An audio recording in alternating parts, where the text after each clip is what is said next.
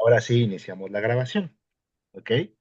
Entonces, pues después de todo este asunto de recibir las tablas de la ley, Moisés continúa su peregrinar para complementar los 40 años en Egipto, es decir, el tiempo de duración de una generación, de modo que los viejos que en Egipto se acostumbraban a la idolatría ya murieron y los niños de pecho o los infantes que salieron de Egipto ya tuvieron toda una vida para alcanzar la madurez. Es esta la purificación de los 40 años, ¿no? Es toda una generación que toma volver a la fidelidad. ¿Mm?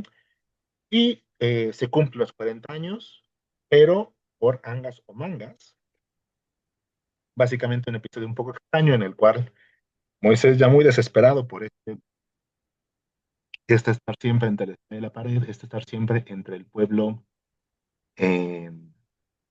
pueblo demandante, inconforme, y Dios. En un episodio en el que se requiere agua, Dios le manda a Moisés hablarle a una roca que de ella brote agua y Moisés desesperado le pega con el callado. Entonces, el prodigio se obra, ¿no? Igual el agua sale, pero Dios le dice a Moisés, bueno, como ya te desesperaste y no hiciste las cosas como yo te las pedí, pues bueno, hay consecuencias en todo, ¿no? Y ya la historia de Abraham nos enseñó la importancia de tener paciencia con los planes de Dios. Entonces, Moisés, pues con este gesto ya no alcanza a entrar a la tierra prometida.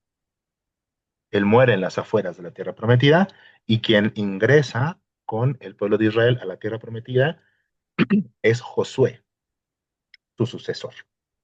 Y aquí es en donde inicia un proceso. Vamos a empezar a compartir.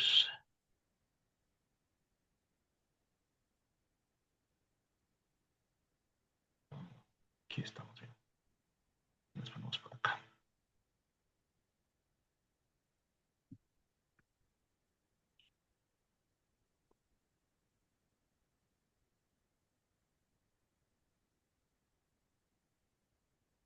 Okay.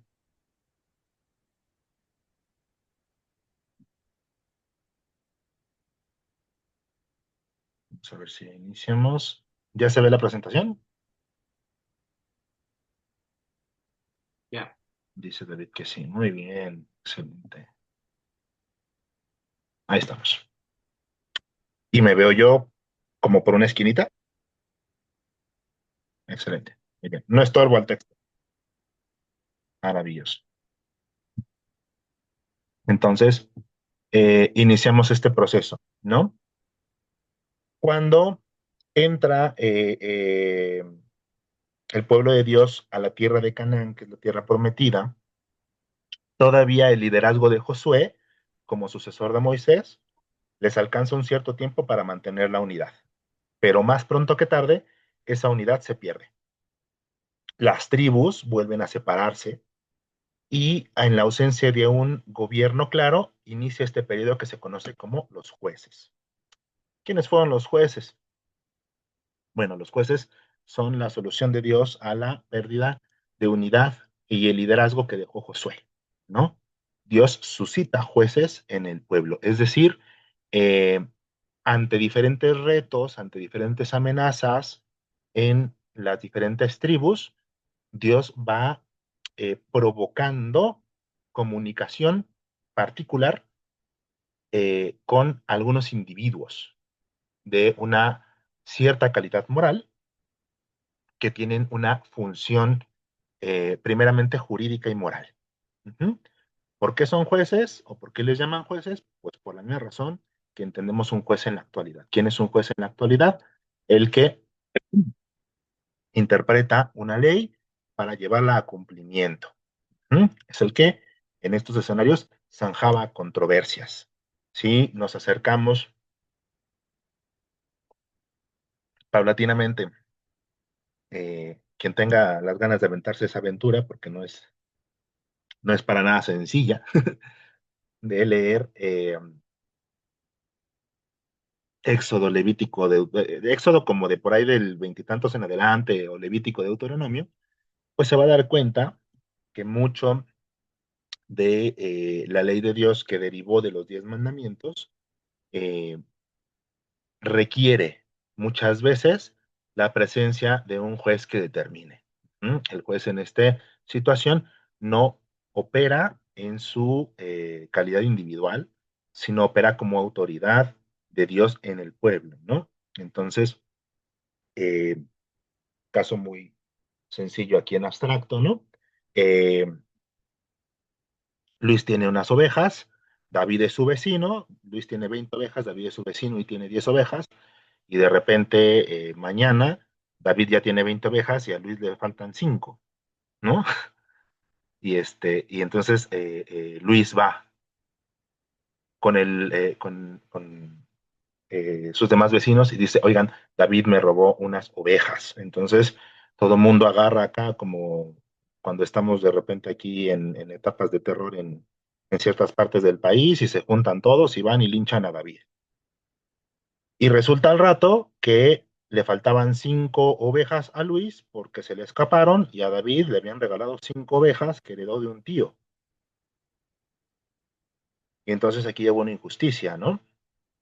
Todo porque nos apresuramos a emitir ciertos juicios. Entonces, para evitar este tipo de situaciones, surgen candados dentro de la ley, en donde para levantar alguna acusación siempre tiene que haber un tercero que haya podido eh, atestiguar la falta para que el juez pueda tomar en serio esta situación y emitir sentencias acorde, ¿sí?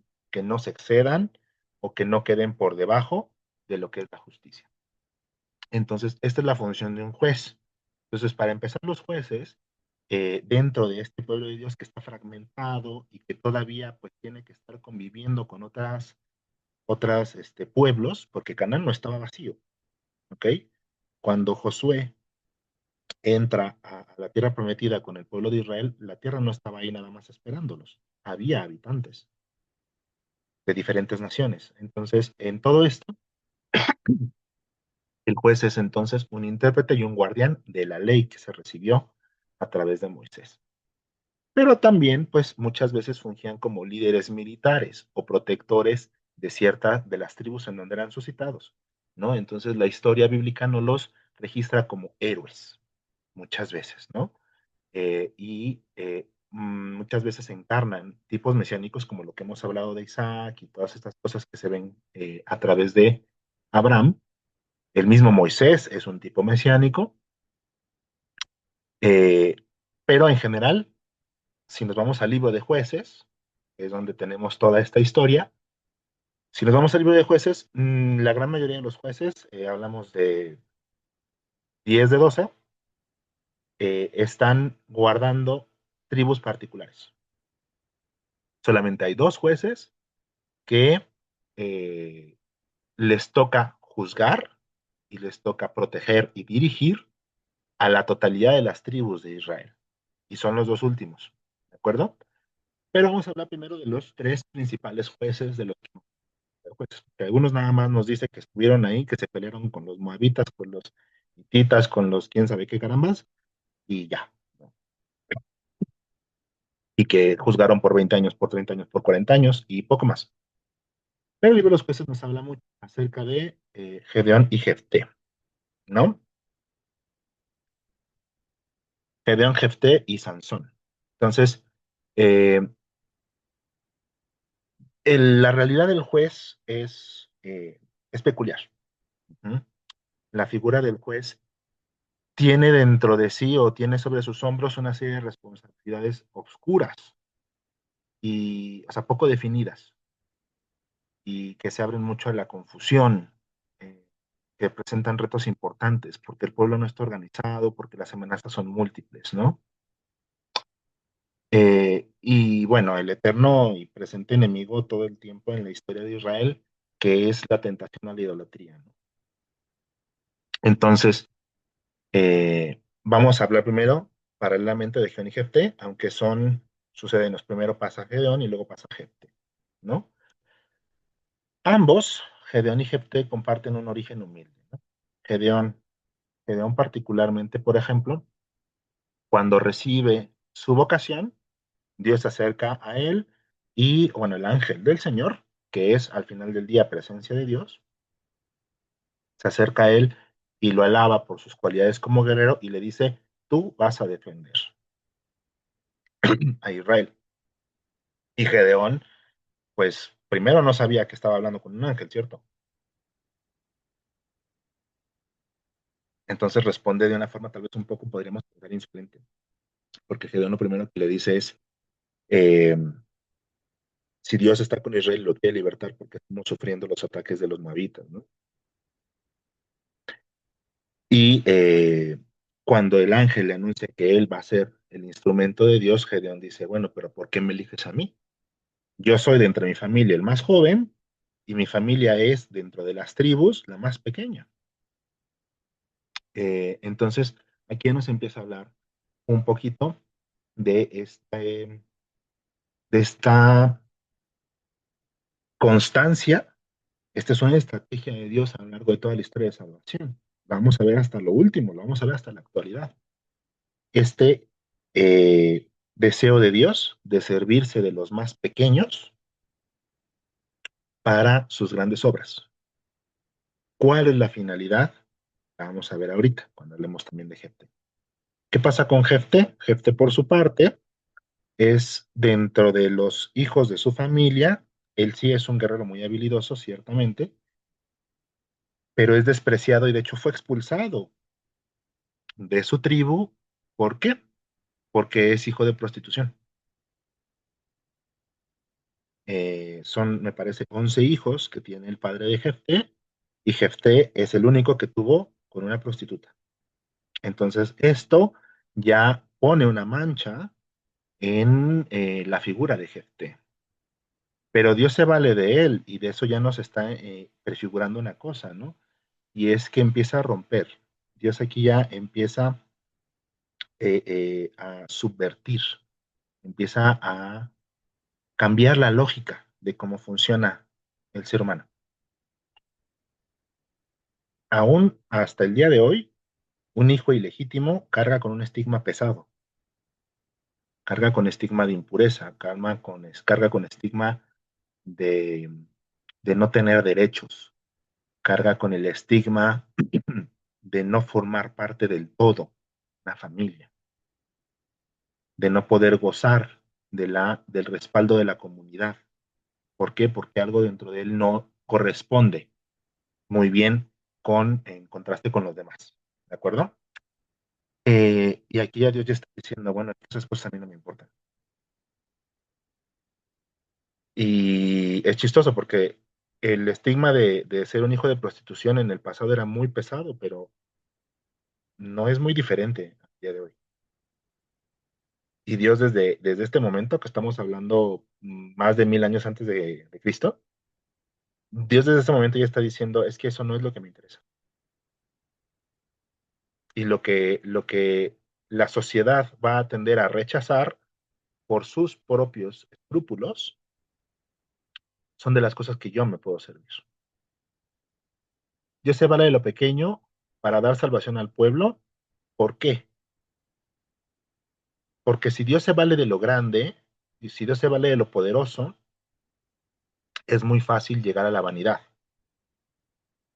Constantemente, en estas historias, particularmente en la de Gedeón, Dios pone trabas, lo que podríamos desde el sentido común pensar que son trabas para el proceso de liberación, con el afán de agarrar y decir, para que todos se den cuenta que soy yo el que está trayendo la salvación y no vayan a pensar que son ustedes.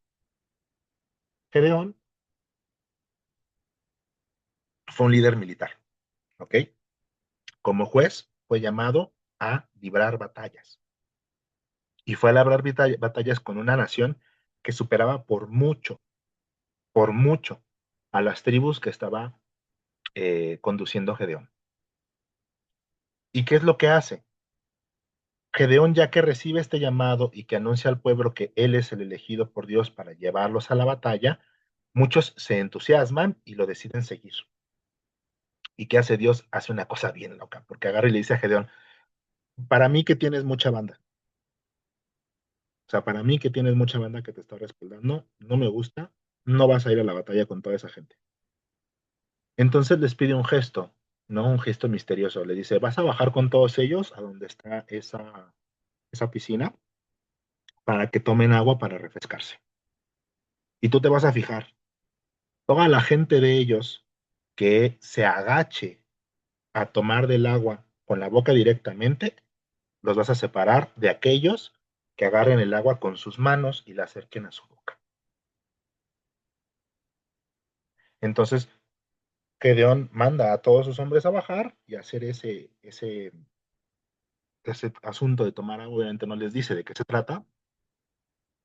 Y cuando todos han tomado, han bebido de la fuente, Gedeón los separa. Y resulta que los que se agacharon a beber directamente con la boca, de hecho utiliza un vocabulario un poco pesado. Dios ahí agarra y dice, aquellos que se agachen como perros a beber con la lengua. Esos que se agacharon como perros son con los que vas a ir a la...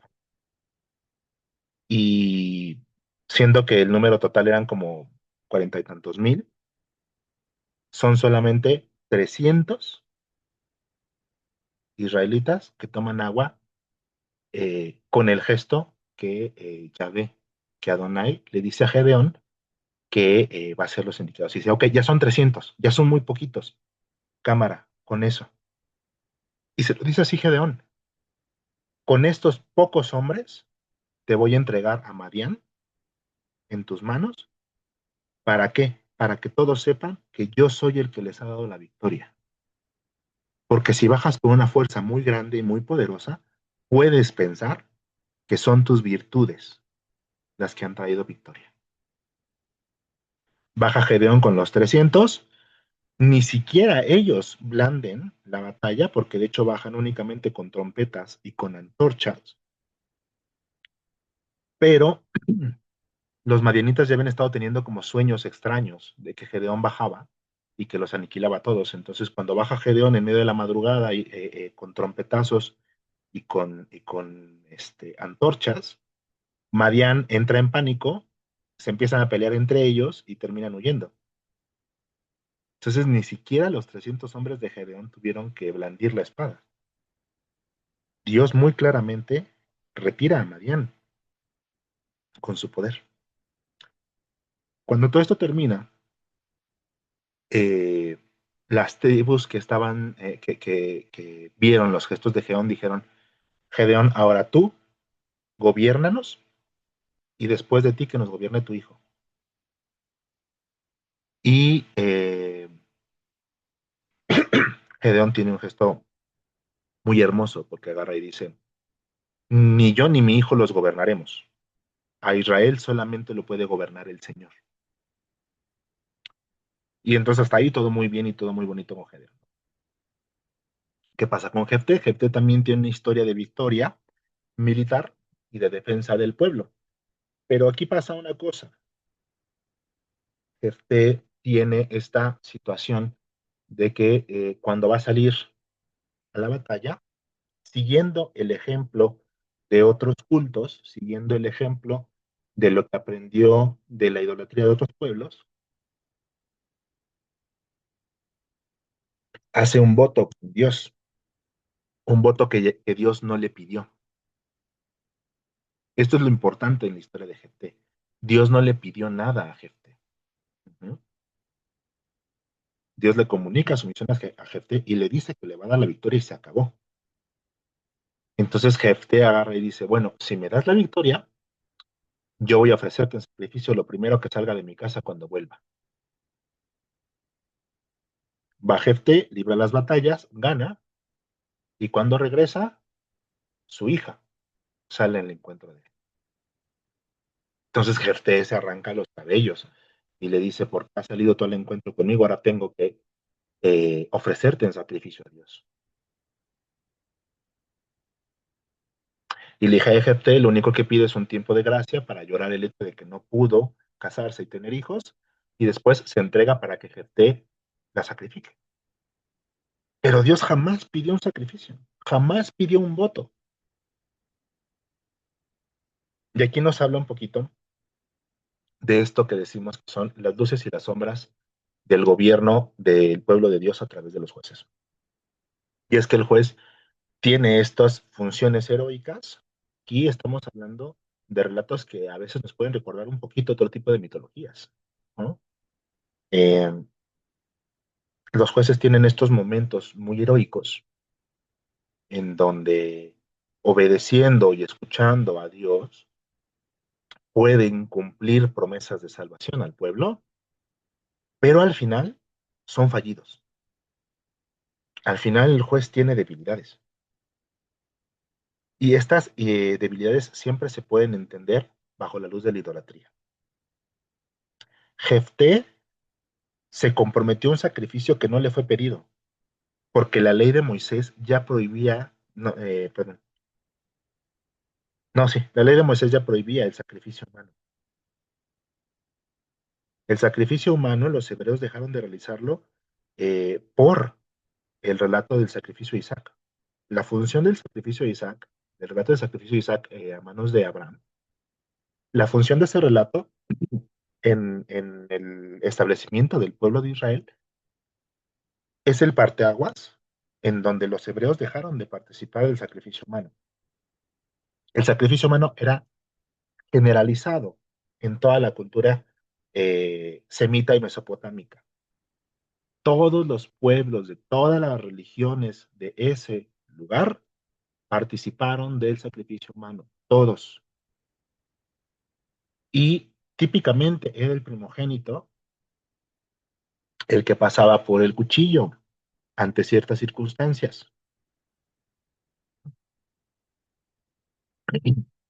Entonces, el relato del sacrificio de Isaac eh, es la forma en la que en la escritura se atestigua el momento en el que el pueblo hebreo agarra y dice, creo que nuestro Dios es diferente, creo que nuestro Dios no se complace en el derramamiento de sangre humana.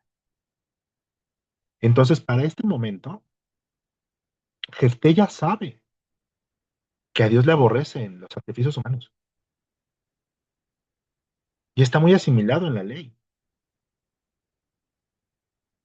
Además, Dios no le había pedido una señal, un voto, un compromiso. Él lo hace por motu propio, o sea, él decide por sí solito, porque se le dio su regalada gana. ¿Por qué? Porque alguien se comprometería a hacer un voto en estas circunstancias.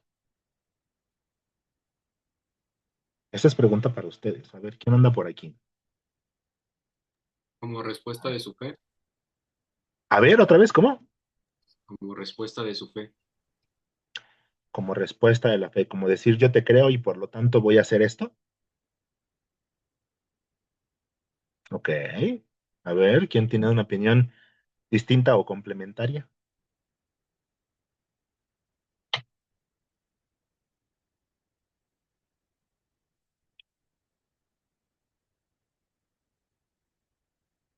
A ver, vamos a ver.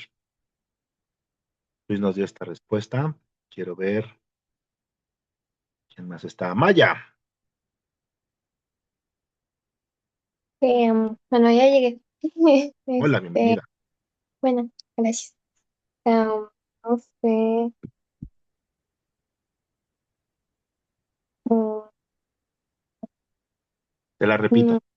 ¿Por sí, qué si por favor. Dios, o sea, Dios le anuncia a Jefté que él a través de Jefté va a liberar a esas tribus de esos ataques extranjeros?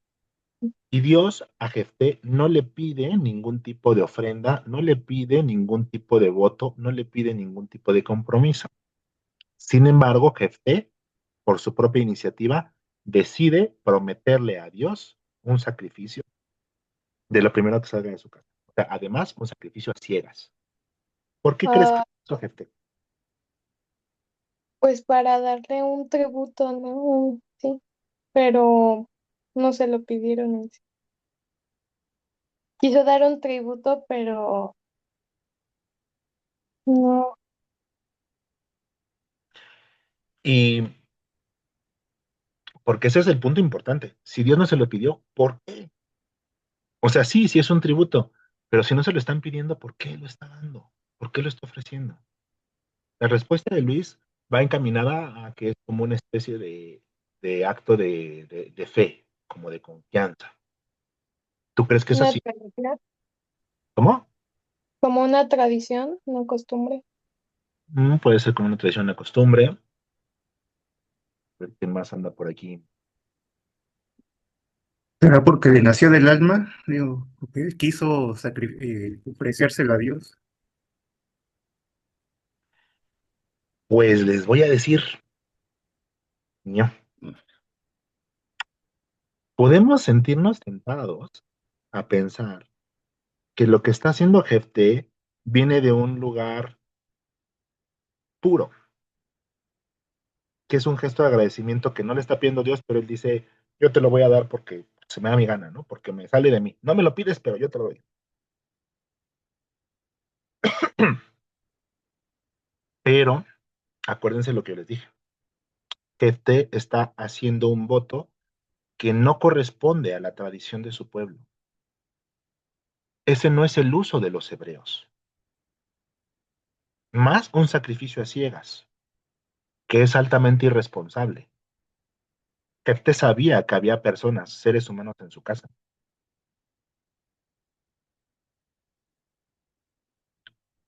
El proceder de Dios, y lo vamos a ver después con Samuel, el proceder de Dios con el tema de las ofrendas ante la batalla siempre es antes.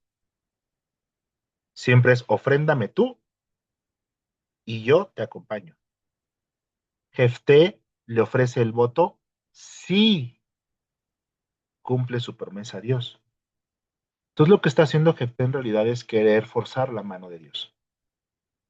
No es un gesto de fe, es un gesto de falta de fe. Tú me estás prometiendo que yo voy a liberar a Israel, pero yo no creo que pueda hacer eso posible. Entonces me voy a asegurar de que me des tu favor. Entonces procede a ser como esta especie de chantaje. Si tú quieres que yo te dé algo mío, me vas a tener que garantizar la victoria. Por eso el gesto de Jefté es idolátrico, porque proviene de el deseo de manipular a Dios. La voluntad de Dios ya estaba en liberar a las tribus a través de la mano de Jefté. Dios no necesitaba que le compraran la voluntad, no necesitaba que lo forzaran, no necesitaba que lo manipularan. Él ya había decidido eso. Jefté lo que quiere es un seguro, y quiere un seguro porque no tiene fe, no suficiente. Gedeón, por su parte, también cae al final. Si bien toda la historia de victorias de Gedeón termina en una nota muy alta y Gedeón pasa a la historia como un juez muy ejemplar, cuando pasa este episodio en el cual los jefes de las tribus lo quieren hacer gobernante y él se niega, si solamente se hubiera quedado ahí, todo bien con Gedeón. Pero no, porque ante la insistencia de los pueblos, él decide decir, ok, yo no voy a gobernar, porque el gobierno solamente le corresponde al Señor. Pero si me quieren dar parte de su botín, me lo dan. Entonces los jefes de las tribus le entregan un anillo. Cada uno le entrega un anillo del botín. Que no es mucho, es en realidad muy poco. O sea, les está pidiendo como un gesto simbólico nada más del botín. Pero eso ya no le correspondía a Gedeón. Su tarea era liberar y se acabó. Entonces, cuando Gedeón se pone a sí mismo una pequeña propina por sus servicios, entra en su corazón cierta impureza. Entonces, nos dice la escritura, nos dice el libro de Jueces, que con los anillos que le ofrendaron los jefes de las tribus del botín, Gedeón se construyó se me fue la palabra, pero es una palabra que tiene un significado doble. Y eso es algo bien bonito. ¿Qué? No, déjenme la busco. Sí. Eh, sí, porque no me gusta quedarme así.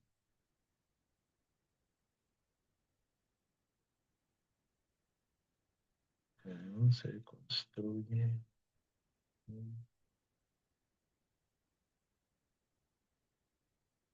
un efod. La palabra efod tiene dos significaciones en la Biblia. El efod es una túnica ceremonial que utilizan los sacerdotes, pero también en ciertos contextos habla de un ídolo. Y se cree que está relacionado el término porque eran ídolos los cuales eran vestidos con esa túnica. Entonces, al final, Gedeón construye un ídolo afuera de, por decirlo así, como su rancho, de donde venía su familia, y nos dice el libro de Jueces. Este efod fue tentación y caída de Gedeón y su familia. ¿Qué significa esto? Al final, cuando Gedeón toma una ofrenda que no le correspondía, la termina transformando en algo que no tenía que ser.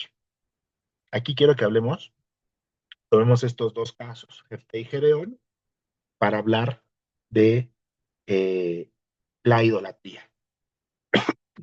¿Qué es la idolatría? Quiero que me digan todo lo que me puedan decir de la idolatría.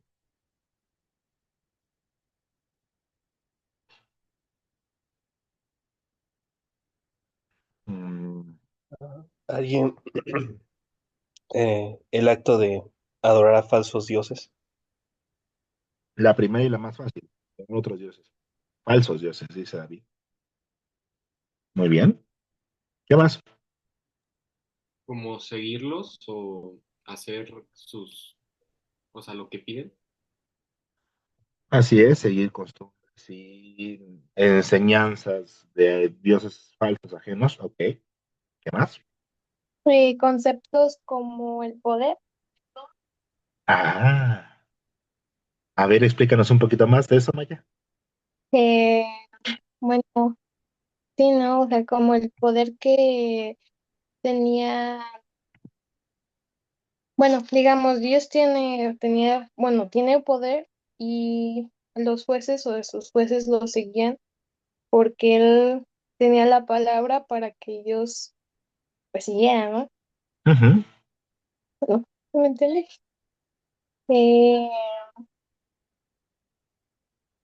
ay,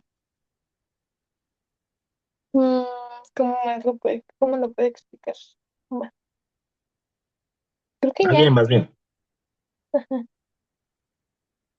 Ah, entonces, bueno, la idolatría sería, Mm, pues, si no sigue el poder o la palabra que le está dando Dios para seguir los deberes que le está otorgando.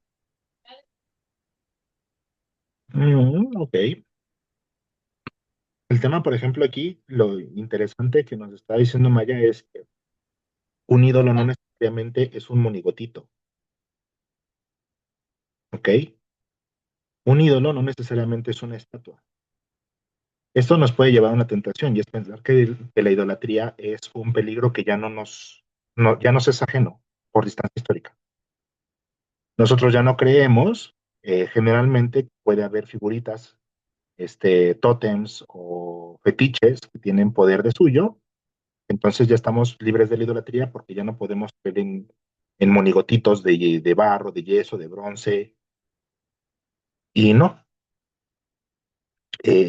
cualquier cosa que ponemos en el lugar de Dios ya es un ídolo. Entonces, la tentación de, por el poder, por el dinero, por la fama, todos ellos son ídolos presentes en toda la historia de la humanidad. O sea, la Y también idolatría de Gedeón, ¿cómo? te puede como conocer como un pecado. Claro que sí. Es falta directamente al primer mandamiento de la ley de Dios. Porque si yo amo cualquier otra cosa por encima de lo que amo a Dios, ya estoy faltando al primer mandamiento. Y eso que amo es un ídolo.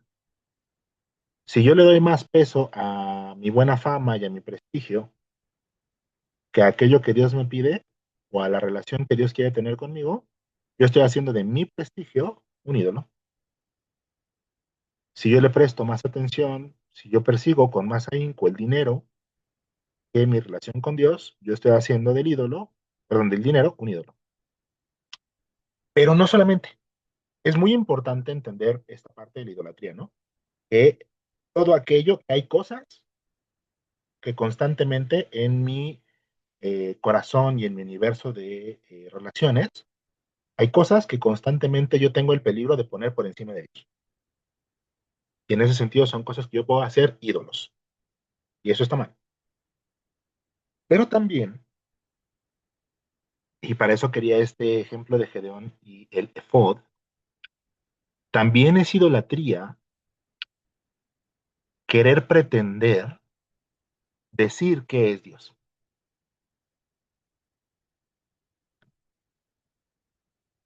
Cuando,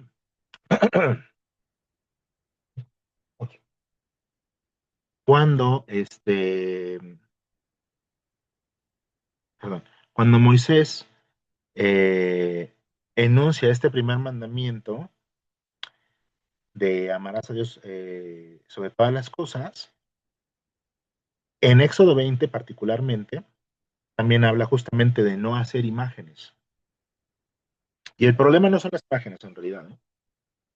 El menor, dentro de todo el universo de lo que significa la idolatría, la presencia de monigotes es lo que menos nos tiene que preocupar. La imagen no es problema. Esta imagen no es un problema. No importa lo que digan los evangélicos, los pentecostales o cualquier otra denominación que dicen que cuando tenemos monigotes de yeso, figuras de yeso o de madera, estamos siendo idólatras. No, no es cierto. La imagen no es un problema. El problema es que en ese momento Dios no quiere que el pueblo de Israel haga una imagen de él, porque no lo conoce. Sería un prejuicio. A ver, yo he tenido muy poca convivencia, por ejemplo, con Luis, con muchos de ustedes, ¿no? Pero por ejemplo, con Luis, que siempre lo tengo aquí abajito, en la cámara. Es muy poco lo que conozco de él. Y si de repente llega David y me dice, oye, ¿qué me puedes decir de Luis? Y yo me pongo a decir lo primero que, las primeras impresiones que tengo y elaboro sobre ellas y agarro y digo, no, pues es que seguramente también a Luis, pues tiene cara de fresa, entonces seguramente le gustan las cosas con mucho varo y pues seguramente también es un poquito racista y pues no, ¿verdad? Ya está diciendo Luis Nel, Nel. Pero yo ya estoy atreviéndome a decir quién es Luis y no lo conozco. Entonces al final del día yo mismo me relaciono con algo que Luis no es y estoy condicionando a que los demás se relacionen con algo que Luis no es. Entonces no solamente es poner cosas en el lugar de Dios, sino también querer encasillar a Dios en mis categorías y mis deseos es también idolátrico. Entonces todo este tema del efod y la vestimenta nos recuerdan eso.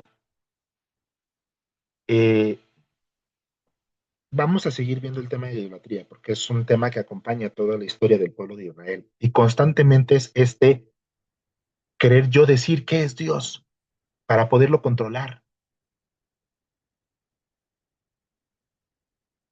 Y eso es lo que muchas veces tiene también perdición de fondo.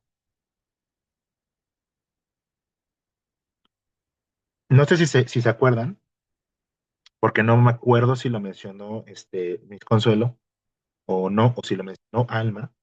Cuando baja Moisés del Sinaí con las tablas de la ley, el pueblo ya se había construido un becerro de oro, ¿cierto? ¿Se acuerdan de eso ustedes? De haberlo visto, de haberlo escuchado.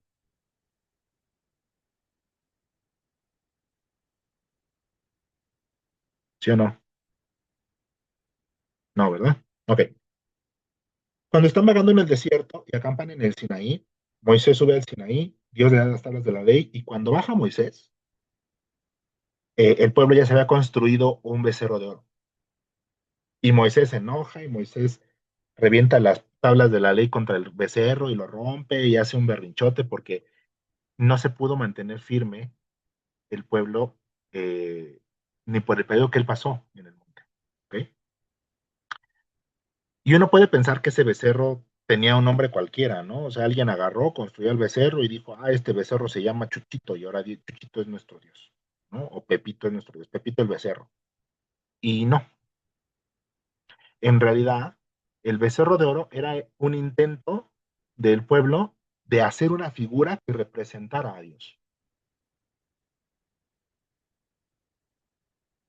¿Para qué? Para poderlo tener, poseer y manejar. Esa es la tentación. Querer poseer a Dios, querer manipular a Dios para hacer con él lo que yo quiera. ¿Ok? Entonces, tanto Gedeón como Jefté cayeron en esto. Después vamos a la historia de Sansón, que ese yo creo que todo el mundo lo topa, ¿no? Nunca les contaron en algún momento así, cuando les hablaron de las cosas, historias de la Biblia o así, nunca les quisieron vender a Sansón como una especie de Hércules o de Superman de la Biblia. Sí, ¿no? ¿Qué sabemos de Sansón? Aviéntame todo lo que saben de Sansón. Que su pelo tenía, bueno, que según el pelo tenía como los poderes, no sé, o algo así. Y me acuerdo que como que destruyó dos muros y decía algo como de Dios, ocupo tu ayuda una vez más o algo así dijo. Preciso, ay, vivo, el Luis.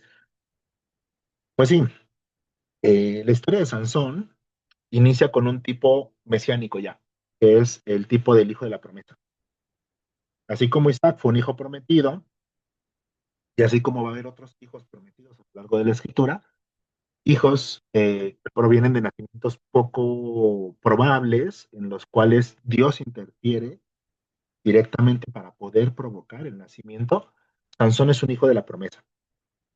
Y cuando eh, logra ser concebido, sus padres lo ofrecen para consagrarlo a Dios. Y Dios le avisa a los padres que tienen que ponerlo en un cierto régimen de consagración, que se llama nazoreísmo.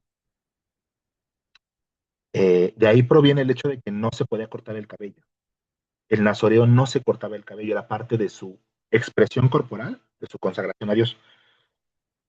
Todos se podían cortar el cabello, pero él no. El nazoreo tenía que trenzarlo, se hacía como una especie de rastas. Ajá. Y crecía el cabello todo el tiempo que crecía a lo largo de su vida. ¿Eh?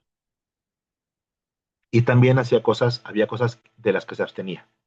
El nazoreo no comía cosas fermentadas porque no se podía alcoholizar ni por accidente, ¿no? Entonces no bebía vino, no bebía vino. No tocaba cadáveres, no tocaba la sangre porque eso era impuro. Y tampoco podía cazar mujeres. Todo esto eran signos de su consagración a Dios. Y a través de su consagración a Dios, Dios le iba a dar un don. Y ese don era esta fuerza descomunal. ¿De acuerdo? Entonces, eh, Sansón se caracteriza por ser muy fuerte, eh, no se corta su cabello, toda esta onda, se enamora de una filistea y va a desposarla. Y en el camino a desposarla, le sale un león al encuentro en el camino y Sansón, ¡pum!, mata al león, ¿no? O sea, nos dice la escritura, lo desplaza como quien desplaza un cabrito, es decir, le arranca la quijada. ¡Pum! Continúa su camino, baja con los filisteos, se roba a la muchacha y ya, ¿no?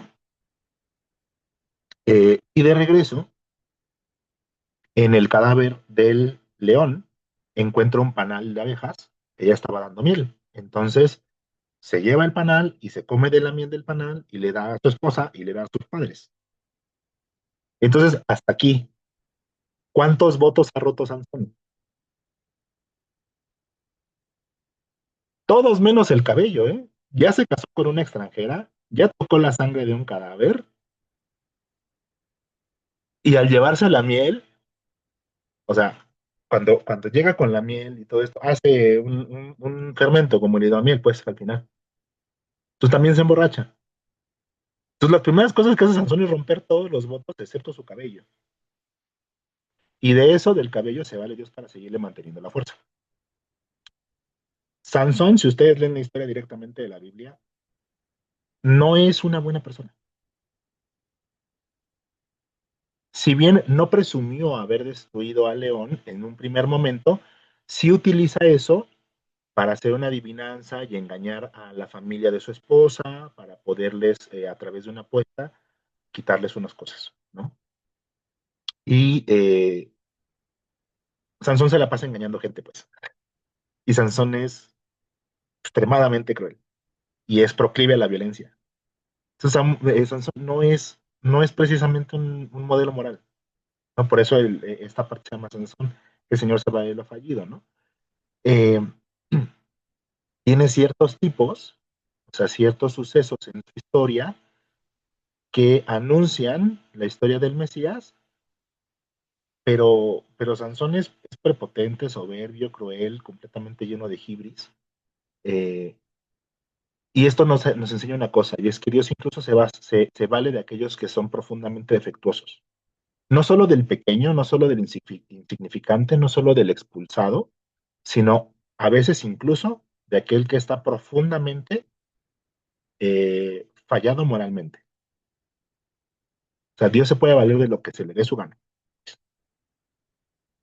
Eh, Sansón crece en fama, derrota enemigos, los filisteos ya se ven muy acorralados. En una campaña, eh, los papás de su esposa filistea piensan que él ya no quiere a la esposa y se la dan a uno de los compañeros de Sansón. Regresa Sansón y el suegro le dice, no, pues ya se la di a tu compa. Entonces Sansón se enoja y hace un berrinche y mata a otros compadres de este bro y se enamora de Dalila. Y Dalila, esta es la historia más tóxica que te puedes imaginar. O sea, cuando se enamora de Dalila, Dalila no quiere a Sansón. O sea, no lo odia, pero no lo ama. Entonces apenas Sansón se enamora de Dalila y se casa con ella, los filisteos, que ya se querían liberar de Sansón, van y la sobornan y le dicen, necesitamos que consigas el secreto de la fuerza de Sansón, que nos tenemos que librar de este vato. Y seguramente ustedes se acuerdan que Dalila consigue el secreto, chivatea, y por eso los filisteos capturan a Sansón. Pero esto no pasó a la primera. Dalila va, le pregunta a Sansón. Sansón le dice cualquier tontería, ¿no? Haz de cuenta como si les dijera, es que si me amarras con mecate de yute, pierdo mi fuerza y me pueden capturar. Entonces, curiosamente y coincidentemente, a la noche siguiente, ahí están dormidos y de repente llegan los filisteos al cuarto de Sansón y Dalila le grita a Sansón, ahí te caen los filisteos, y lo amarran con cuerdas de yute. Entonces es muy obvio que Dalila está traicionando su confianza. Sansón rompe las cuerdas, mata a los filisteos y ya, ¿no? Y se repite, ¿no? O sea, los filisteos vuelven a ir con Dalila y le vuelven a preguntar, oye, ¿nos engañaste la otra vez? No, es que es lo que me dijo. Tú síguele preguntando. Oye, Sansón, ¿cuál es el secreto de tu fuerza? Es que si me amarran con cinturones de piel de camello mojados, pierdo mi fuerza. ¿Y qué pasa la siguiente noche? Sansón, te caen los filisteos. Y llegan los filisteos, amarran a Sansón con los cinturones de cuero de camello mojado, y Sansón los rompe y los mata a todos. Esto pasa como 4 veces. O sea, Sansón no es que fuera tonto. Sansón ya sabía que Dalila lo estaba vendiendo. Pero Sansón se ha vuelto tan soberbio y ha puesto toda su esperanza. Ha perdido completamente. Sansón perdió completamente de vista a Dios. Sansón no habla con Dios ya para este punto. Que le dice a Dalila la verdad. Porque hay un punto en que Dalila le hace la chillona. Es que tú no me quieres. Tú no me quieres, por eso te la pasas engañándome. Y no me dices el verdadero secreto de tu fuerza. Entonces, pues, Sansón agarra y dice, pues, la mera neta es que si me cortan el cabello ya valí. Porque es lo único que tengo de mis votos de Nazareo. Entonces, a la noche siguiente llegan los filisteos, le cortan las rastas a Sansón, tenía 7 rastas, le cortan las rastas a Sansón y ya gritaría, Sansón, ven los filisteos. Y Sansón se despierta y dice, ahorita los mato a todos. Y pues no, ya no tenía fuerza. Los filisteos lo capturan, le sacan los ojos y se lo llevan preso. Lo amarran en 2 columnas y es este episodio que se acuerda Luis. Sansón ya no tiene ojos, ya no tiene cabello, Sansón ya perdió. O sea, él ya fue infiel en todo lo que podía ser infiel. Pero nos dice el libro de los jueces, apenas le cortaban el cabello a Sansón, su cabello seguía creciendo. ¿Eso es mérito de Sansón? Obviamente no. ¿Qué nos quiere decir esto? Sansón puede fallar todo lo que quieras, pero el voto que hizo el Señor, él no lo retira. Entonces, para el momento en que lo amarran, poquito, pero ya le creció el cabello.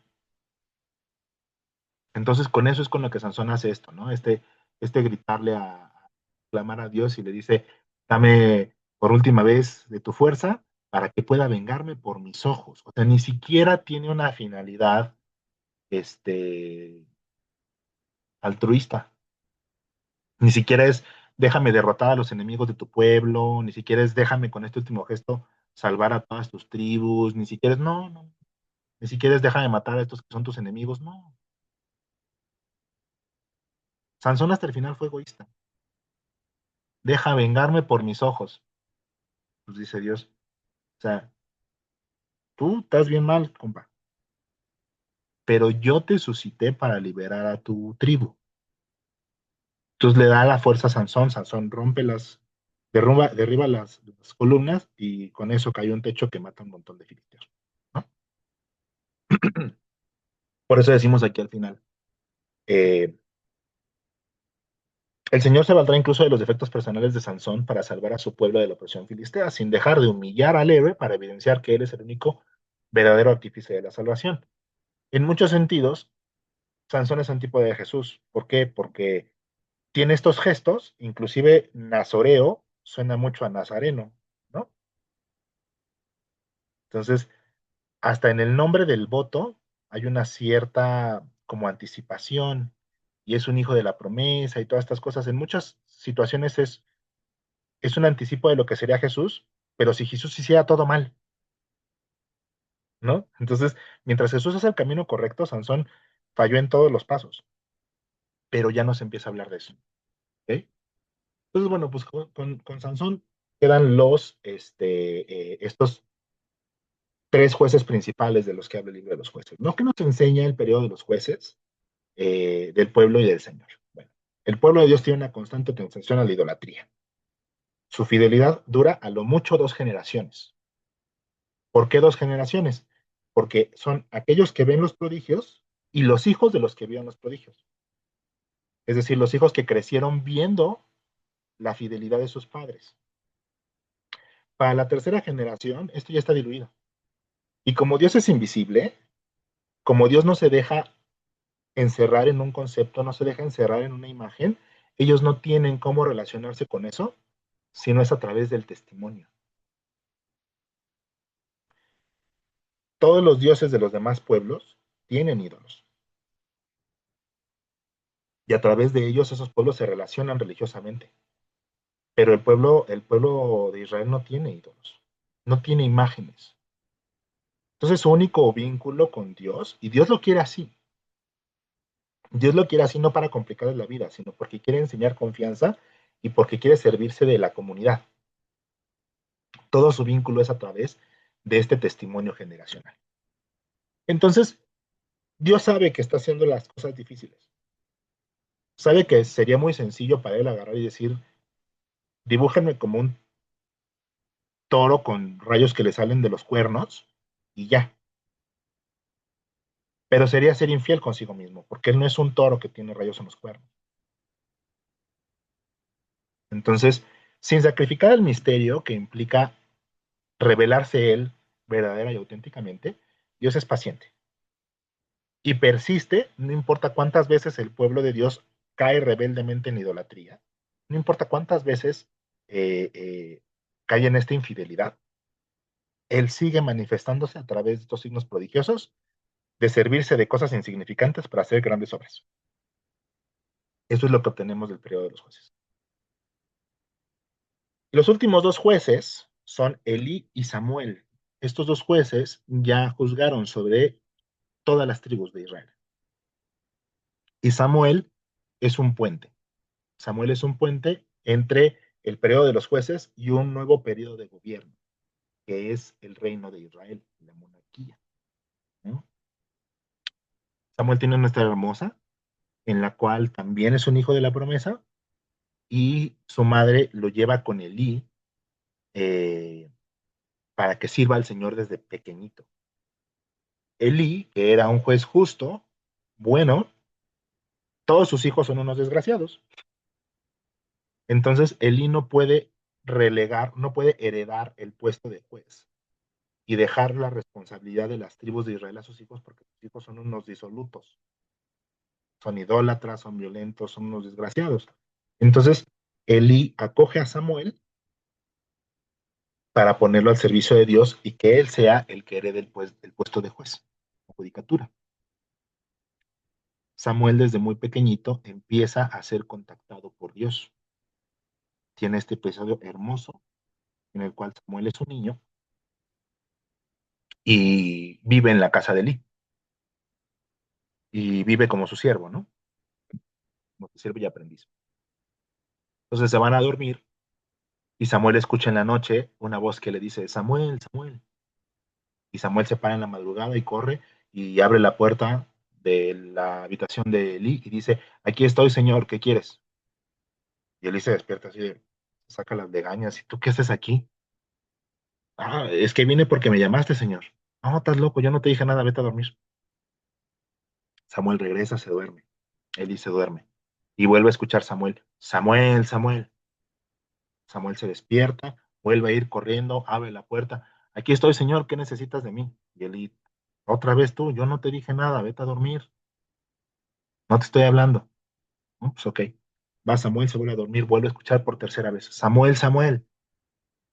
Se para Samuel, va con Eli, y ahí es cuando Eli le cae el 20. Dice, es que este muchacho nunca ha escuchado a Dios. Entonces no sabe que no le estoy hablando yo. Entonces le dice Eli, ok, regrésate a dormir. Y si vuelves a escuchar que te llaman por tu nombre, no vengas conmigo. Solamente di, habla, Señor, que tu siervo escucha. Samuel hace eso, va, se regresa a dormir y escucha otra vez. Samuel, Samuel. Samuel despierta y le dice, habla, Señor, que tu siervo escucha. Y ahí inicia la vida de oración de Samuel. Y fruto de eso, Samuel recibe una profecía de que los hijos de Eli van a caer en desgracia, porque son malos. Se lo dice a Eli, Eli dice, bueno, pues ni modo, no pude corregir a estos muchachos, pues que sea lo que Dios quiera, ¿no? Eli crece, termina bien su periodo de judicatura, lo hereda Samuel, y Samuel eh, ya le toca un poquito lidiar otra vez con la infidelidad del pueblo de Dios. Hay un punto en el que, ay, perdón, hay un punto en el que se están enfrentando nuevamente con los filisteos y no lo están logrando. Están perdiendo batallas constantemente y entonces todavía Eli vivía, Samuel ya era un joven. eh, Suben los generales y dicen, hay que tomar el arca de la alianza. El arca de la alianza es esta caja en donde estaba guardado el bastón de Josué y las tablas de la ley de Moisés. Es decir, una cajita en donde guardaban la presencia de Dios, por decirlo así. Dios mandó construir esta arca para tener al menos un gesto mínimamente visible, aunque fuera abstracto, de su presencia y dar un poquito que adorar.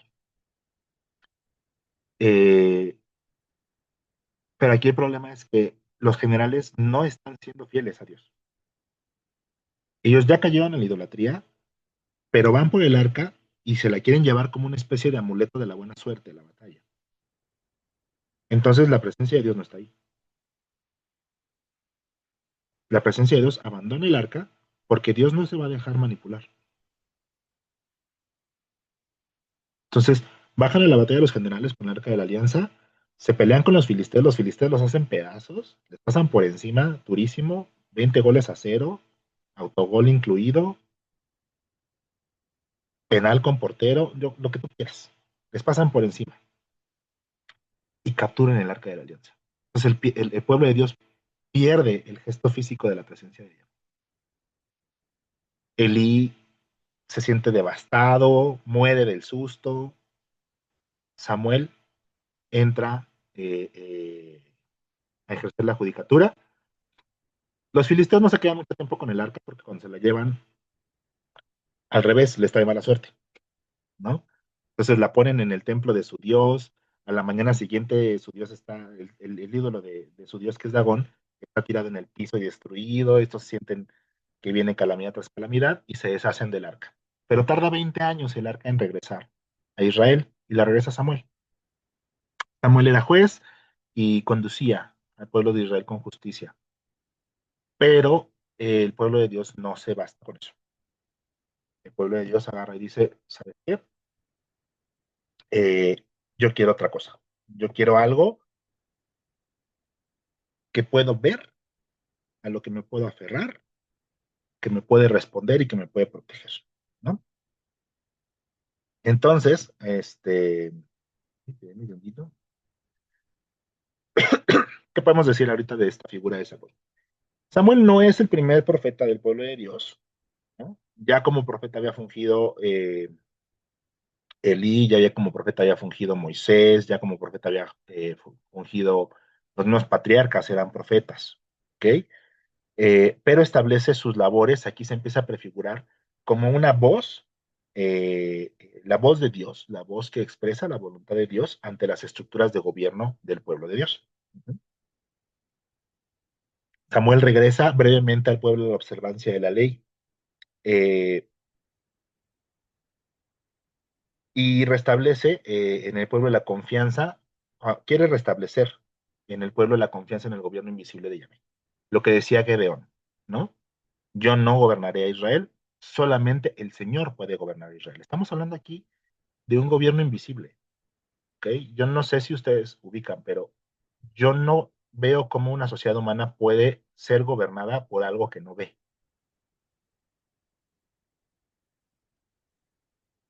No al menos en nuestro estado actual. Ujú. Pero ese es el ideal, ese es el proyecto que tiene Dios. Déjense de conducir únicamente por mí.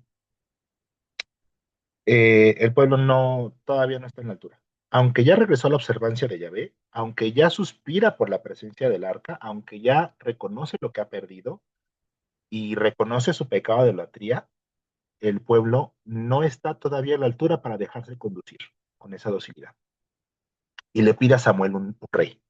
Le dice, no, no nos dejaremos gobernar por el Señor invisiblemente, tú nos tienes que dar un rey. Que tú eres sabio, tú eres profeta, tú escuchas la voz de Dios, tú ponos un rey.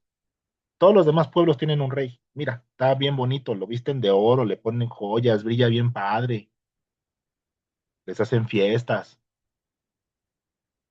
Yo queremos de esos. Ponos uno de esos güeyes. Entonces Samuel se enoja. Samuel se enoja porque no es el plan de Dios. Y va con Dios. Va con Dios y le dice, oye, es que tu pueblo está bien loco, ¿no? O sea, dicen que les pongamos un rey, pero es que esto no funciona así. Yahvé le dice, mira, tú no te enojes. Cuando ellos piden un rey, no te están rechazando a ti, me están rechazando a mí. Me están rechazando a mí porque no me ven. Entonces le dice, ok, o sea, ellos te piden un rey, tú dales un rey, pero primero adviérteles qué significa tener un rey. Entonces va Samuel con los líderes de las tribus y les dice, a ver, el Señor está dispuesto a ponerles un rey, pero sepan que un rey va a quitarle sus mejores tierras para dárselas a sus amigos. Va a hacer que sus hijas y sus esposas les funcionen como perfumistas y panaderas y estilistas. Va a hacer que ustedes y sus hijos peleen sus batallas. Y cuando los guíen a la batalla, ustedes, los carros de ustedes van a ir delante y él va a ir hasta atrás.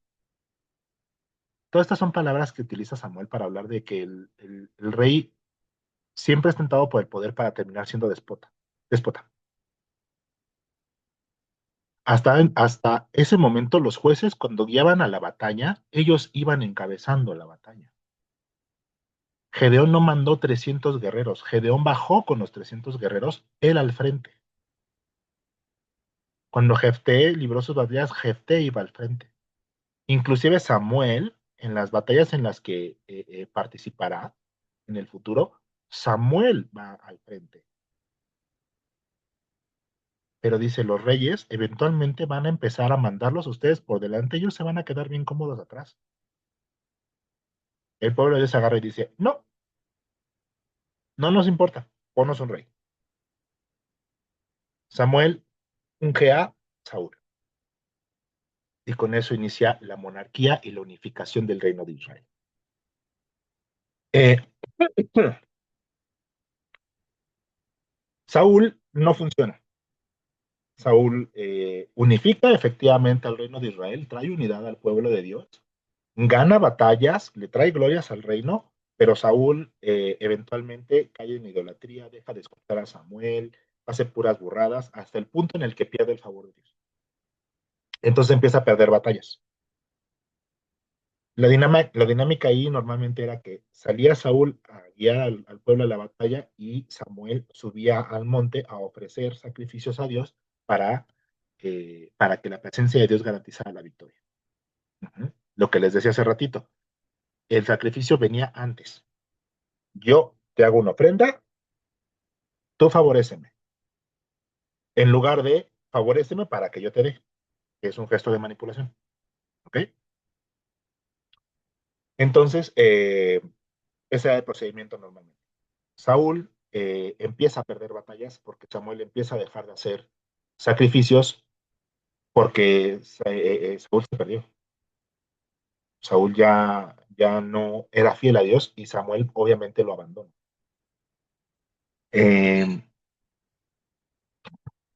Eh, Dios es consciente de esto y parte de su pueblo clama a él y le dice, ¿sabes qué? Pues el pueblo está siendo dirigido por un rey y ya no me es fiel. Entonces te voy a instruir para que busques a otro rey, a uno que sea más digno. Y encuentra a David. Y todos nos sabemos la historia de David y Goliat, ¿no? David también fue un rey que fue en muchos sentidos mucho más ejemplar que Saúl. Pero David también hizo muchas barbaridades. Al final, estas figuras de gobierno, que son los jueces, que son los patriarcas primero, los jueces después, y los reyes al final, son figuras muy fallidas.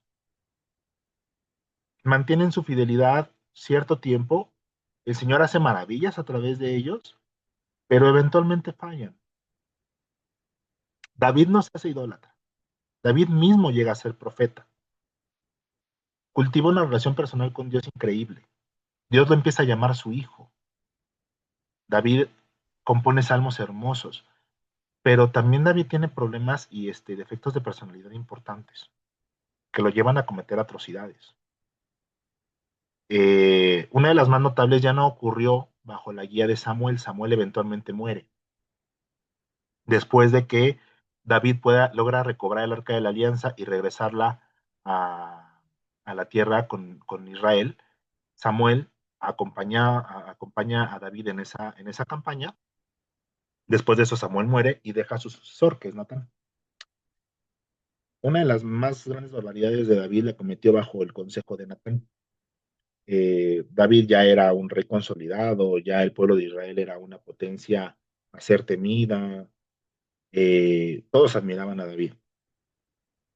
Y eh, pasa que está el pueblo en campaña, pero ya David no estaba liderando la campaña, ya era un hombre mayor, no viejo, pero ya no era el rey guerrero joven que fue en el pasado. Ya mandaba a la gente a combatir por él, que es lo que Samuel advirtió. Estaba el ejército en campaña y uno de sus mejores guerreros, que además era amigo suyo, tenía una esposa muy hermosa. Ellos vivían cerca de David, al lado del palacio. David, pues está de mirón, pues, y la cacha bañándose y se enamora de ella, pero pues es esposa de su cuate. Entonces esta barbaridad espantosa de mandar mensajeros al campo de batalla y mandar a que pongan su general, su hombre más fiel, su hombre más valioso, su mejor amigo, lo manden en la primera línea para que pueda ser muerto en batalla. El ejército lleva el mensaje, este general fiel como era David, obedece la orden, efectivamente cae muerto en batalla, y así David se libra de él para poderse casar con su viuda y tener hijos. Natán llega y lo sanciona. Le llega Natán y le cuenta una parábola, utilizando la imagen de unos pastores, porque recuerda que el pasado de David era pastoril, David de niño era pastor. Entonces hace uso de una imagen con la que él es muy familiar. Y esa parábola ejemplifica lo que hizo David. Entonces Natán le dice, ¿tú qué harías con este bandido? Dice David, pues le daría muerte porque es un injusto, es un desgraciado, es un mal amigo, es un infiel, es un fornicador. Y le dice Natán, pues sí, pues ese eres tú. David compone un salmo hermoso, ciertamente hermoso, para penitencia, en el cual reconoce su pecado, ¿no? Y le dice al Señor, he pecado contra ti, pecador me considero mi madre, pero si tú me lavas. Todos estos momentos de penitencia de David, el tema con David es que no importa qué tan desgraciado sea, él reconoce y se arrepiente. Eso es lo que lo mantiene en el lugar que lo tenemos. Él no se excusa y él clama al Señor por perdón y dice, yo la regué, estoy completamente consciente de que la regué, pero tú puedes hacerme justo. Yo soy basura, verdaderamente soy basura. No merezco lo que soy, pero tú puedes convertirme en alguien justo y digno. Eh, David deja este mundo con el reinado en apogeo impresionante y se lo deja a Salomón. Natán aconseja también a Salomón. Y Salomón, pues ya sabemos, es el rey más sabio que existe. Cuando asciende al trono, Dios le dice, pídeme lo que quieras y te lo daré. Salomón pide sabiduría para conducir a su pueblo. Dios está complacidísimo con Salomón, pero Salomón al final del día le gustaban mucho las mujeres y además le gustaban mucho las mujeres extranjeras. Entonces Salomón, aunque no era lícito, Salomón tenía una harem enorme ya no me acuerdo cuántas mujeres, era impresionante, una cosa bárbara. Podía acostarse con una diferente cada día y no le terminaba de dar la vuelta en un año, ¿eh? No me acuerdo si eran 700 o 1000 mujeres. Harem. Y todas eran mujeres extranjeras. Entonces, ¿qué es lo que pasa? Se empieza a enredar con mujeres extranjeras, que son mujeres que siguen otros cultos, y al final del día Salomón se hace idólatra. Entonces, un rey que prometía muchísima virtud, al final del día es un rey que vuelve a ser fallido. Salomón hizo cosas hermosas, cosas bellas, construyó el primer templo de Jerusalén, en el cual se instituyó el sacerdocio levítico y toda esta onda, ¿no? Entonces, Salomón al final del día también falla. Y entonces aquí vamos a hacer muy rápidamente, porque creo que me extendí un poco demasiado, vamos a hacer un overview, una pasadita por todos los demás profetas, ¿no? Después de Natán, que profetizó sobre David y Salomón, el pueblo de Israel, cuando muere Salomón, viene la decadencia de la casa de David. La dinastía de David entra en decadencia porque todos los hijos que sucedieron a Salomón se empezaron a pelear entre ellos, el reino se dividió, se mataban los unos a los otros, se volvieron malos, corruptos e idólatras nuevamente, y el reinado empezó a caer en decadencia. Entonces ahí Dios suscitó el ministerio de Elías. Elías es el tipo por excelencia del profeta, es el profeta por antonomasia. Elías era tan canijo, tan perfectamente profeta, que Elías no se murió. Cuando ya era suficientemente viejo, bajó un carro de fuego y se lo llevó al cielo. Así, así nos lo pone la Biblia. Ok, la historia de, toda la historia de que hablamos de Samuel y Natán y David y Salomón están en los libros de Reyes 1 y 2 y Crónicas 1 y 2. Después de esto vienen los libros de los reyes, primero y segundo libro de los reyes, y eso es la historia de Elías y Eliseo. Elías hizo muchos gestos proféticos impresionantes, porque Elías, en este reino en decadencia, dividido, corrupto, este, había un rey, ay, no me acuerdo si era Ahaz, no, no, Abimelech, que se casó con una sacerdotisa de culto de los Baales. Entonces, a Elías y Eliseo les tocó pelearse con los ídolos casi casi que a espada, ¿no? De hecho, Eliseo mata a sacerdotes de otros cultos, ¿no? A veces con gestos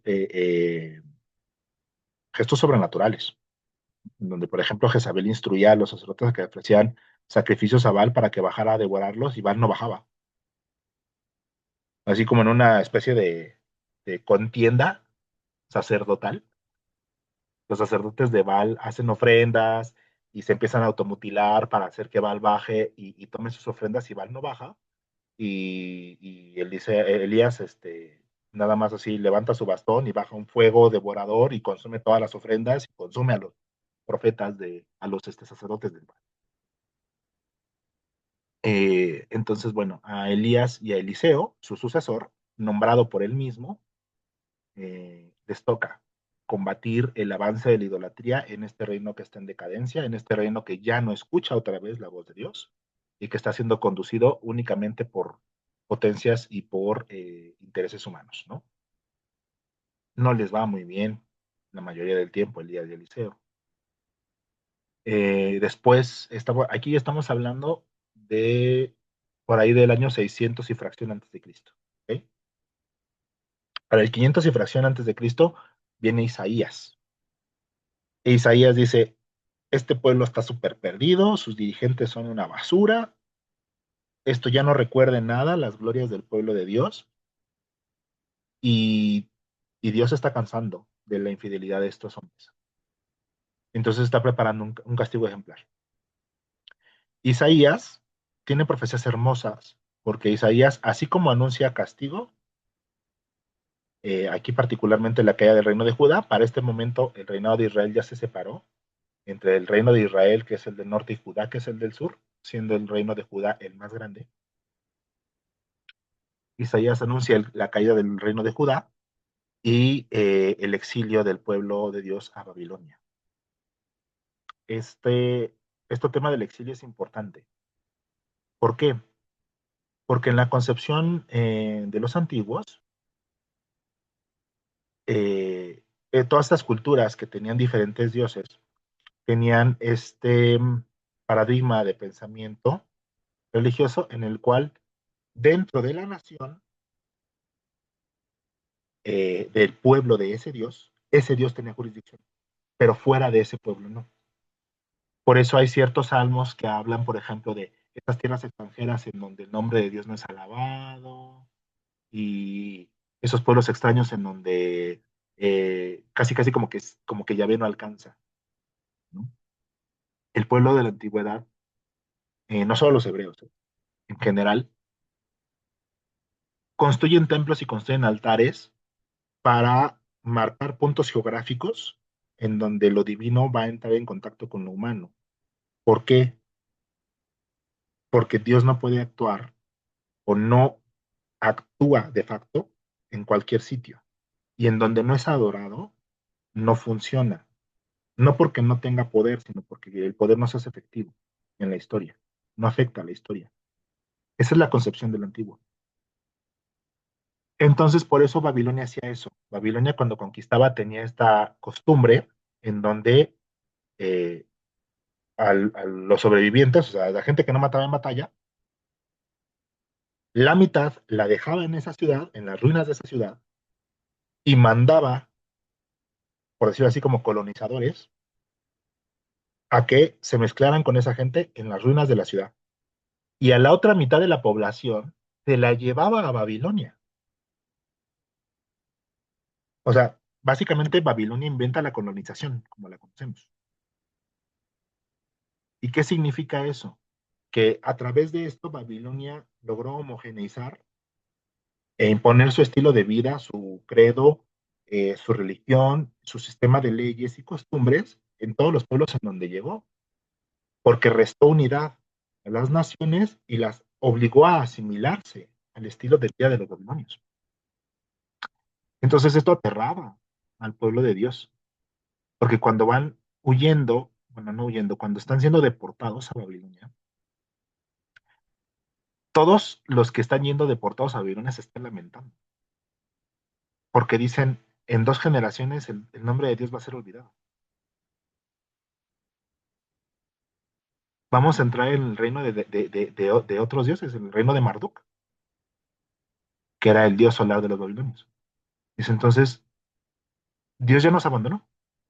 Dios nos abandonó porque en Babilonia no lo recordaremos. Y en Babilonia él no va a actuar porque ese es reino que corresponde a otro dios. Obviamente esto no es verdad. Y a través de estas figuras, que son Jeremías, Ezequiel y Daniel, que son los profetas del exilio, Dios revela esta otra parte de sí. Les dice, yo no tengo límites. Yo no estoy sujeto a donde estés tú. Yo no estoy sujeto a marcas geográficas. Yo soy el Señor en todos los lugares del cosmos. Y en donde sea que tú estés, yo voy a estar en comunicación contigo si tú volteas a verme. Si tú clamas a mí, en donde sea que estés, yo te escucharé y te responderé. No tienes que estar en un lugar específico.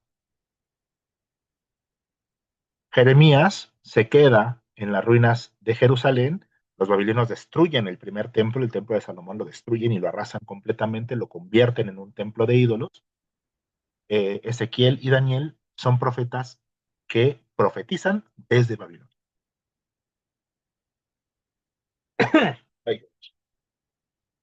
¿Cuál es la función del profeta ante el pueblo de Dios? El profeta tiene 2 tareas, y esto lo vemos en todos los profetas, desde los patriarcas, Moisés, Samuel, Elías y los profetas Isaías, Jeremías, Ezequiel y Daniel, los profetas mayores de la escritura. Y lo vemos en todos los profetas, y lo vemos hasta Juan el Bautista, que es el último profeta de la antigua alianza. ¿Ok? Hay 2 funciones del profeta: el anuncio de la esperanza y la denuncia de la infidelidad. El profeta anuncia liberación cuando el pueblo se encuentra cautivo, oprimido, dominado o en el exilio. Pero siempre este anuncio ocurre cuando en el escenario de despojo el pueblo suspira por Dios. Si en la opresión el pueblo reniega de Dios, el profeta no anuncia esperanza, porque el corazón del pueblo no está en el lugar correcto. No les puede anunciar esperanza porque ellos no están convirtiéndose, entonces no hay futuro. Si no hay conversión, no hay futuro en el cual Dios pueda rescatar. Dios necesita la conversión del pueblo para poderlo rescatar. Las profecías de liberación, cumplidas o no durante la opresión que se suscita, tendrán un resonar escatológico. Es decir, apuntan misteriosamente más allá de lo inmediato. Así funcionan las profecías del Mesías, ¿no? Entonces, por ejemplo, cuando Isaías, eh, en esta época pre-exilio de Babilonia, hace estas profecías mesiánicas, Isaías es el profeta que tiene más profecías que anuncian al Mesías. ¿Ok? Esta profecía de una virgen concebirá, que es la profecía que apunta directamente a la concepción de la Virgen María de Jesús. Una virgen conseguirá un brote del tronco de Jesé, será dado un hijo, nos ha dado. Todas esas profecías apuntaban en el momento histórico de Isaías, apuntaban a una figura militar que obró lo que tenía que obrar. Entonces, Isaías cuando emite esa profecía encuentra cumplimiento en una persona particular. Pero, a su vez, esa profecía se dispara a lo largo de la historia y apunta a cosas mayores. Entonces, todas las profecías que los profetas hacen, que son anuncios de liberación y esperanza, encuentran cumplimiento, a veces no, encuentran cumplimiento en ese momento de la historia, pero en realidad tienen un eco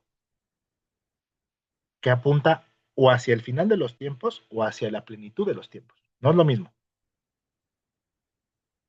Vamos a hablar de eso ahorita. Entonces, esa es la parte con el anuncio de la esperanza. El profeta, cuando el pueblo sufre y se acuerda de Dios, el profeta le dice, Dios no te ha abandonado. Dios te rescatará, Dios te restituirá. Dios te volverá a ser suyo. Profeta Oseas es hermoso. Oseas abunda muchísimo en la imagen conyugal. ¿Mm? Dios que le habla a su pueblo como el enamorado que le habla a su novia. Dios como el esposo y el pueblo de Dios como la esposa. Esa imagen conyugal persistirá y encontrará plenitud en Jesús. Jesús como el esposo de la iglesia. Oseas tiene profecías hermosas en esa línea. Y Oseas dice, eh, llevaré a mi amada al desierto y le hablaré directo al corazón y volverá a ser mía, como en el primer amor. Nos está hablando de, llevaré a mi pueblo a un proceso de purificación y volveremos a comulgar como cuando la saqué de Egipto, como cuando nos conocimos y nos enamoramos por primera vez. Eso es lo que está diciendo el profeta Oseas, ¿no? Entonces, son profecías muy bonitas, muy hermosas. No podemos verlas todas, lástima. Pero la profecía de esperanza viene hacia el corazón dispuesto, el corazón en conversión. Jeremías ya advierte que el profeta que profetiza cosas buenas cuando el pueblo no se porta bien es un falso profeta, porque son profecías que no se van a cumplir.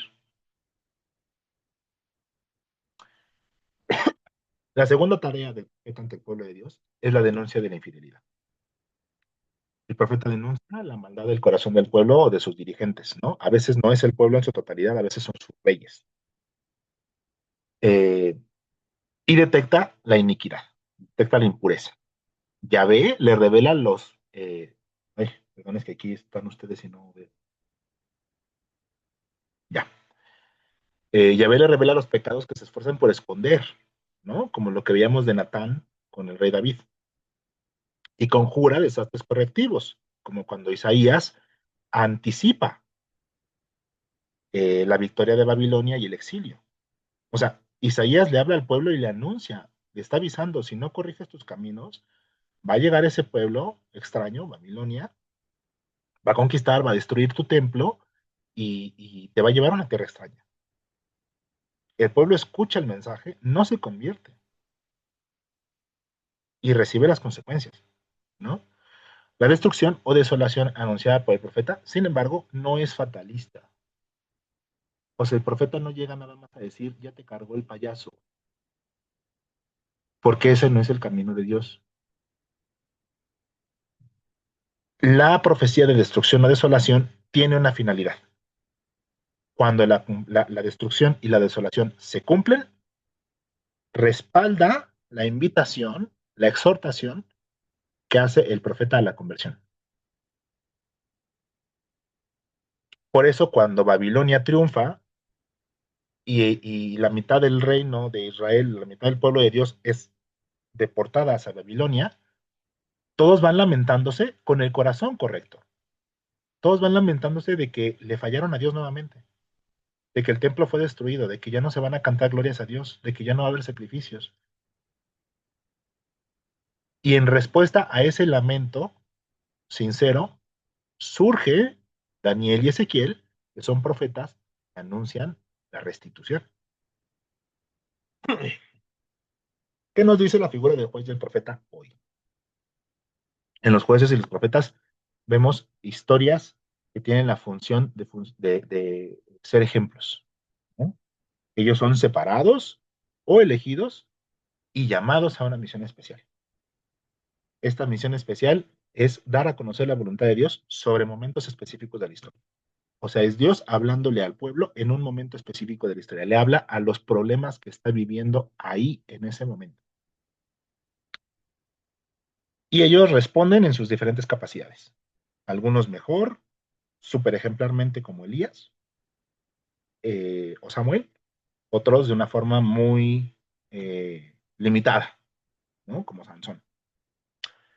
El profeta, por encima del juez, el juez tiene responsabilidades temporales, directamente responsabilidades de gobierno.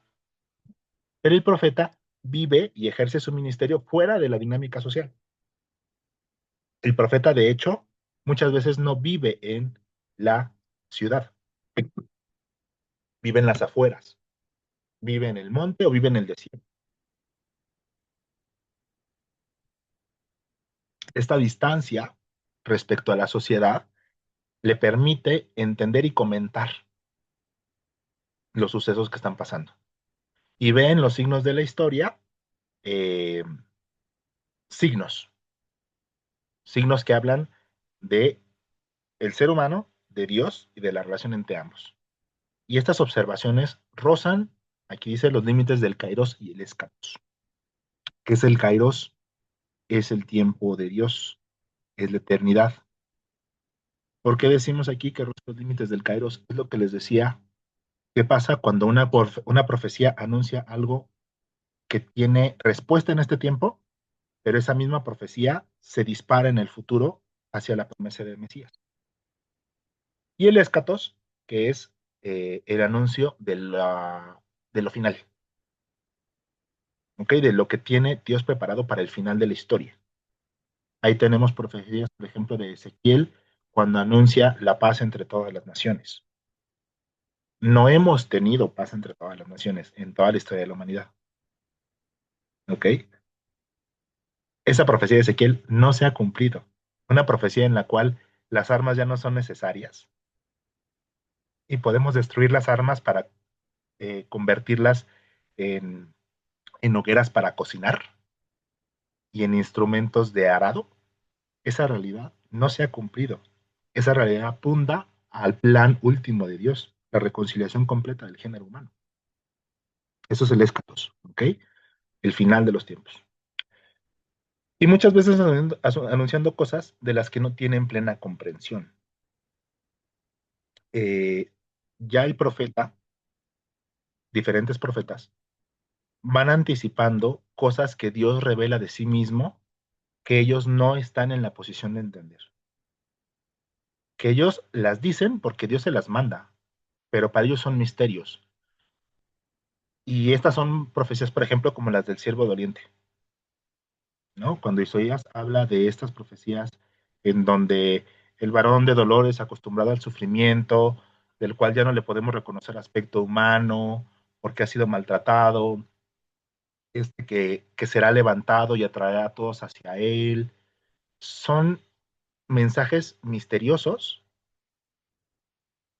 que ni el profeta ni los escribas llegan a entender, sino hasta que Jesús los cumple. Directamente en el momento, por ejemplo, las profecías del siervo dolente, justamente en el momento de la pasión, es cuando los discípulos de Jesús y a los apóstoles les cae el 20 de todo esto, agarran y dicen, oye, es que esto ya lo habían dicho los profetas. Esto que no se haya cumplido y que no sabíamos de qué demonios estaba hablando Isaías. Porque primero estaba profetizando contra Egipto y contra Babilonia y de repente de la nada empieza a hablar Isaías de un siervo que, que es completamente agradable a Yahvé, pero que es maltratado por los hombres y que está abandonado y sufre y es castigado por todos nosotros. Eso está pasando ahorita. Entonces, muchas veces el profeta tampoco logra plena comprensión de lo que anuncia. Este camino del profeta es un camino áspero, le genera dolor. Elías se deprime.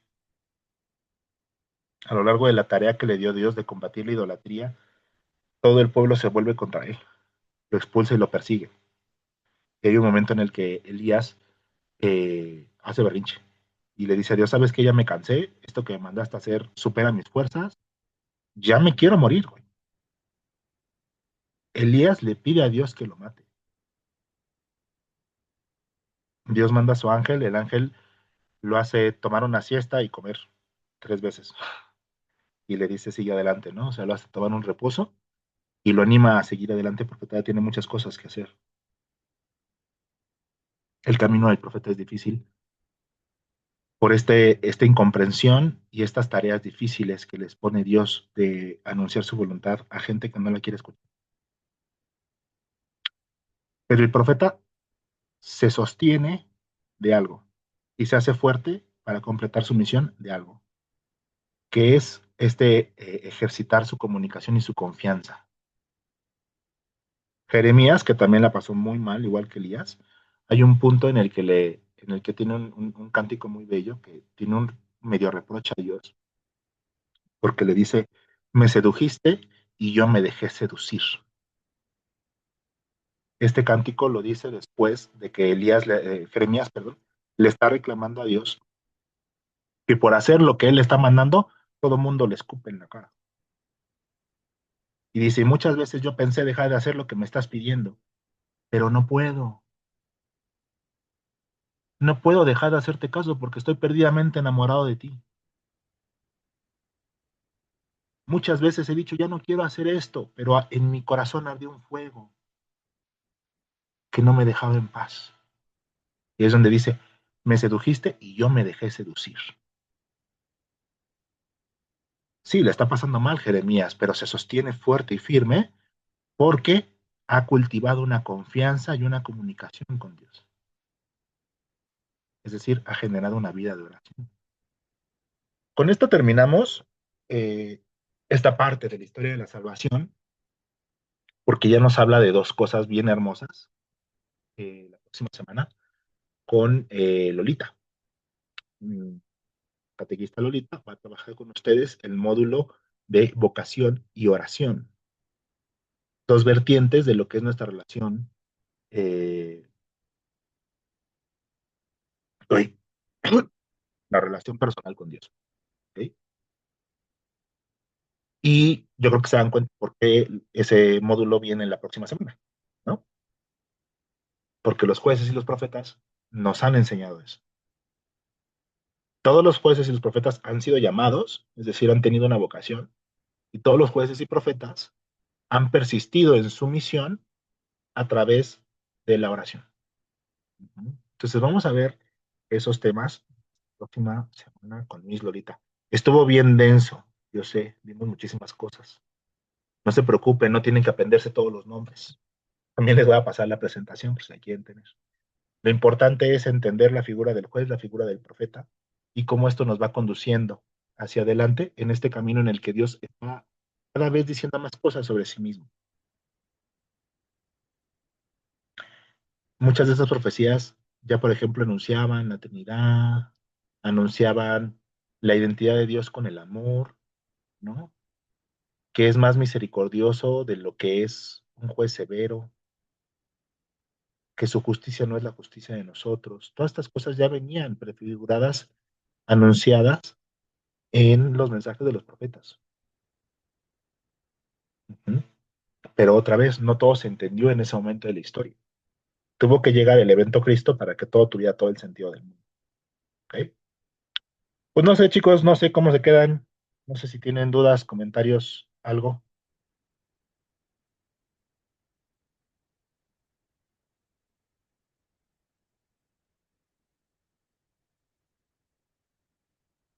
Brian, Mariana, Karen, Alexia, Maffer, Carmen.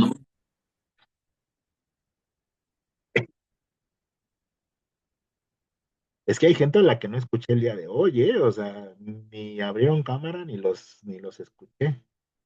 Perfectamente pudieron haberme dejado ahí súper en visto. Espero que no. Maya, ¿cómo te quedas con esta lección? Bien, bien, pero yo creo que voy a verla, ¿sabes?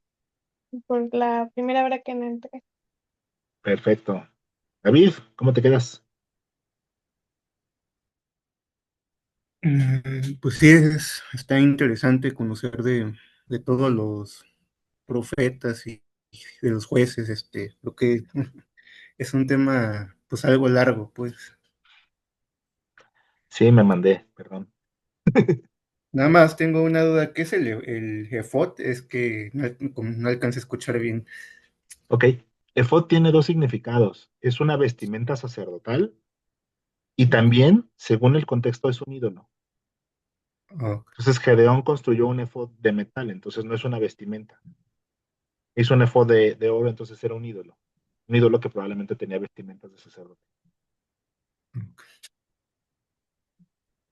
El otro, David, ¿cómo te quedas?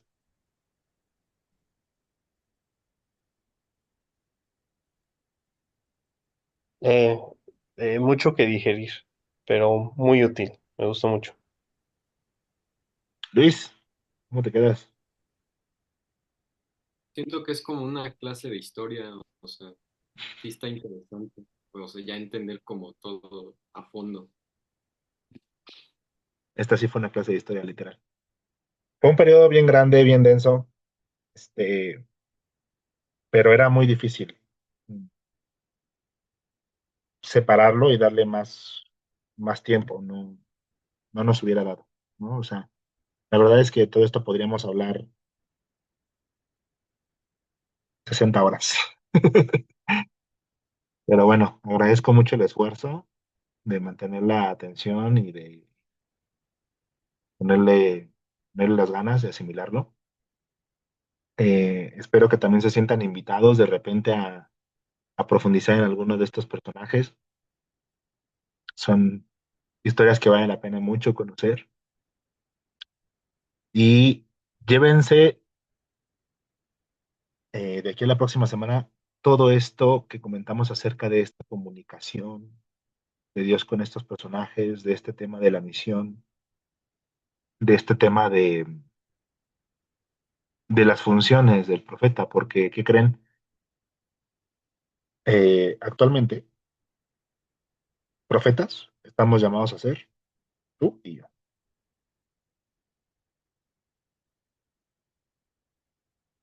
Sí, tal vez no nos vamos a poner espantosos con los sacerdotes de Baal, ¿verdad? Pero tú y yo tenemos que anunciar esperanza al oprimido y tenemos que denunciar la maldad del impuro, del malvado. Todo cristiano es por su bautismo sacerdote, profeta y rey. Entonces, toma estas historias y date cuenta que también hablan de tu historia. Gedeón, Jefté, Sansón, Elías, Natán, Samuel, hablan de tu historia, de tu relación con Dios. ¿Va? Muchas gracias, muchachos. Así nos despedimos. No hicimos oración al inicio, pero vamos a oración para el descanso, ¿no? En nombre del Padre, del Hijo y del Espíritu Santo. Amén. Damos gracias, Padre, por esta oportunidad que tuvimos de reunirnos nuevamente para poder entender un poco más de la historia de la salvación, de esta historia que compartes con un pueblo que habla de nuestra historia personal y de aquello que quieres que nosotros conozcamos. Ayúdanos a resistir la tentación de poner otras cosas por encima de ti. Ayúdanos a resistir la tentación de querer dominar, decir que entendemos todo de ti, de querer hacerte a nuestra medida. Acompáñanos en esta semana, antes de nuestra siguiente sesión, y envía tu espíritu para que podamos seguir profundizando en aquello que quieres para cada una de nuestras vidas. Por Cristo nuestro Señor. Amén. Del Padre, del Hijo y del Espíritu. Descansen, chicos. Muy buenas noches y muchas gracias.